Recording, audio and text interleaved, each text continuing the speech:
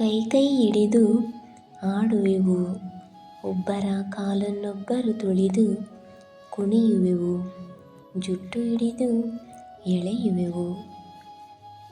Pen ಪೆನ್ಸಿಲ್ಗಾಗಿ ಜಗಳ ಮಾಡುವೆವು, ಮುಂದಿನ ಬೆಂಚ್ಗಾಗಿ ಗುದ್ದಾಡುವೆವು. ಆದರೂ ನಾವು ಆತ್ಮೀಯ ಗೆಳೆಯರು, ಒಬ್ಬರನ್ನೊಬ್ಬರು ಬಿಟ್ಟು ಇರಲಾರೆವು. ಶಾಲೆ ಬಿಟ್ಟ ನಂತರ ಊರ ಮುಂದೆ ಸೇರುವೆವು, ಬಣ್ಣದ ಬುಗುರಿ ತಿರುಗಿಸಿ ನಲಿಯುವೆವು.